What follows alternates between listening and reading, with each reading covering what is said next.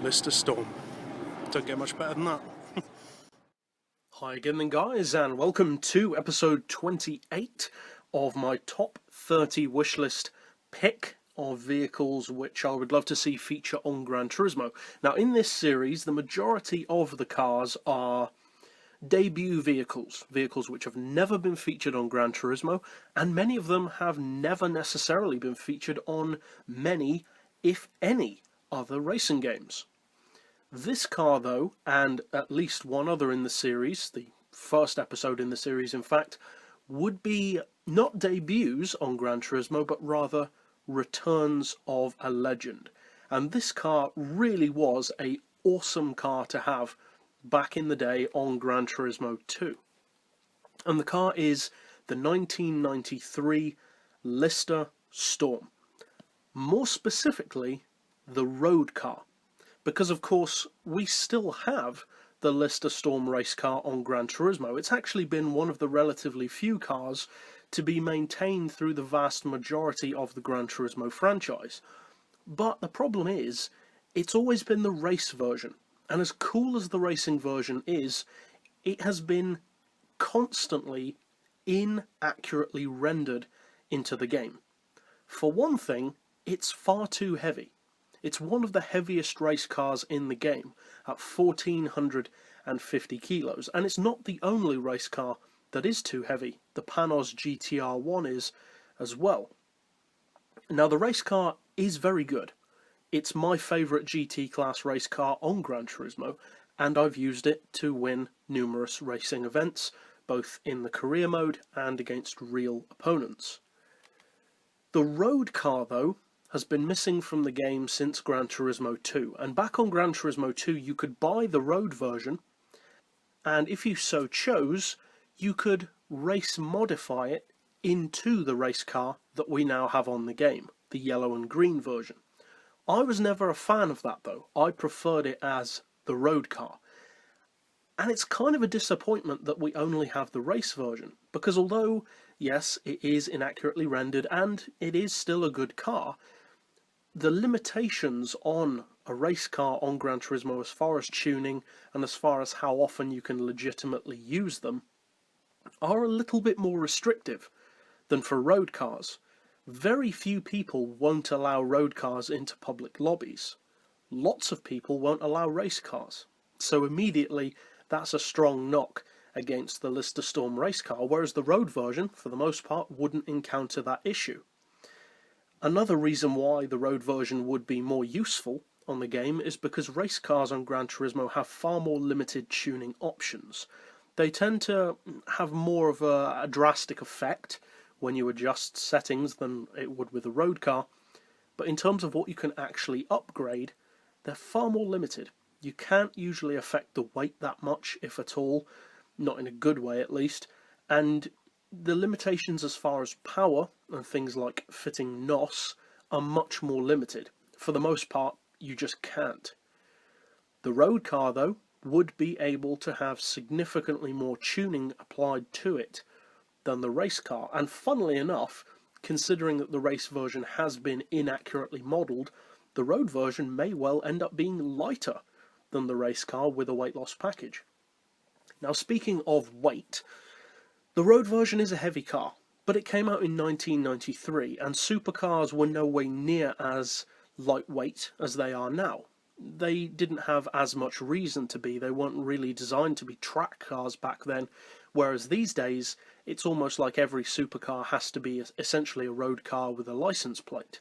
Back in the 90s that wasn't the case. So a supercar really was just that. It wasn't designed to be a race car for the road, it was designed to be a super car. A production vehicle with the luxuries, space, and semi-practicality that customers at that point still wanted. Whereas these days for supercars, that's really gone downhill. People don't care about practicality in a supercar anymore, which is why cars like the Ferrari FF, and the Nissan GTR, which are so practical compared to how fast they are, really do stand out and are very popular for it, showing that despite the fact that manufacturers have gone away from that in the supercar category for the most part, there is still a market there. People want to buy cars that are not only stonkingly quick, but that can genuinely be used every day.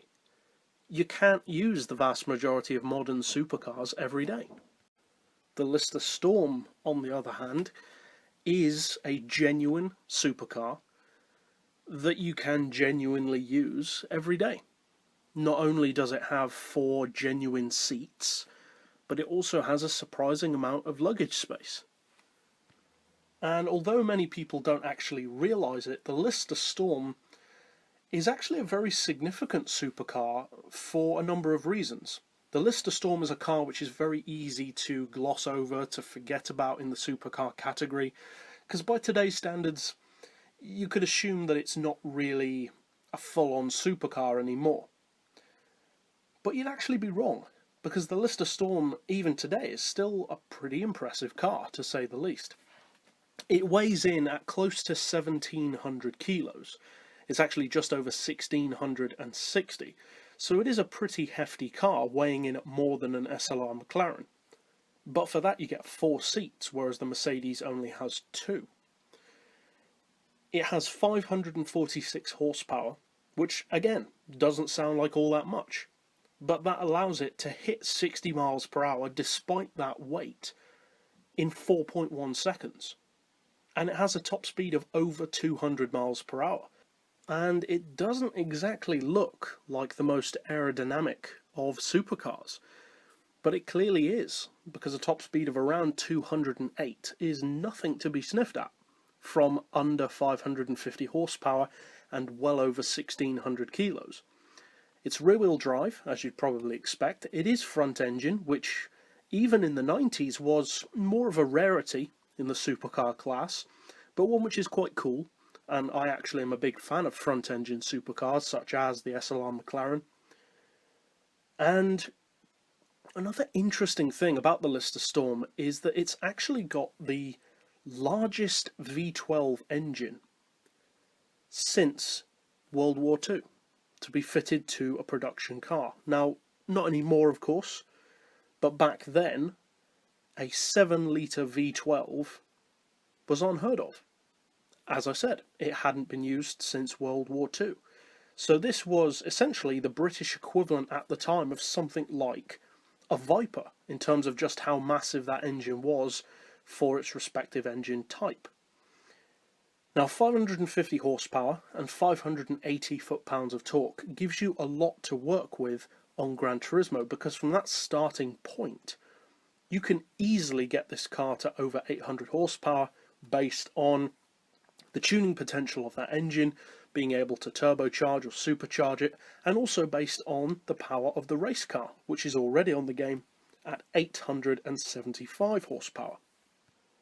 Another thing that is to be noted about this car, and this is actually probably the most impressive thing overall about the Lister Storm road car, is that it actually held a world record for a long time. I'm not sure if it was an official record in the Guinness books, but from 1993, when it was produced, right up until 2006, this was the fastest 4-seater car in the world. Production, of course. Now, when they say production, only 4 were produced, and only 3 remain to this day. So it's ultra rare. Even from the beginning of its production, it was a rare car, and one of the reasons for that was the price. In excess of £350,000 or dollars, depending on the market. That's quite a lot for a car which didn't really have the same